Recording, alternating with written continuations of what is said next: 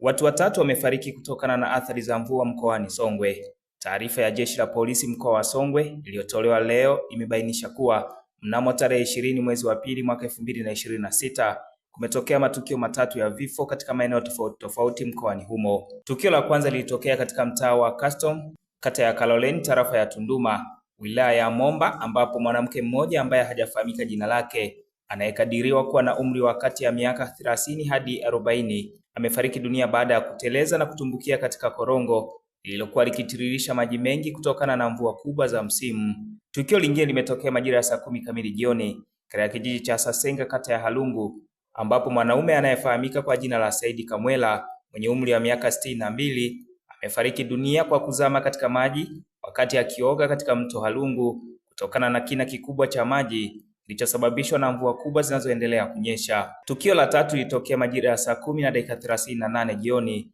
katika mtaa wa Nelo, kata ya Kaloleni, tarafa ya Tunduma, wilaya ya Momba, ambapo mtoto Janet Tarimo mwenye umri wa miaka 7, mwanafunzi wa darasa la pili, amepoteza maisha baada ya kuteleza na kutumbukia katika korongo lililokuwa na maji mengi alipokuwa akitoka shuleni. Baada ya uchunguzi kukamilika, miili ya marehemu imekabidhiwa kwa ndugu kwa ajili ya taratibu zingine za mazishi. Aidha, Jeshi la Polisi mkoa wa Songwe limetoa wito kwa wananchi kuchukua tahadhari katika kipindi hiki cha mvua, ikiwa ni pamoja na kuepuka kuvuka mito, madaraja yasiyo imara na makorongo yanayotiririsha maji mengi wakati wa mvua, pia kuepuka kutembea au kukatiza katika maeneo yenye miteremko mikali. Vilevile linawataka wazazi na walezi kuwafuatilia kwa karibu watoto wanapokwenda na kurudi shuleni, ikiwa ni pamoja na kutoa taarifa kwa Jeshi la Polisi wanapoona hatari au miundombinu isiyo salama. Mimi ni Yohana Mashauri na hii ni Open Online Media.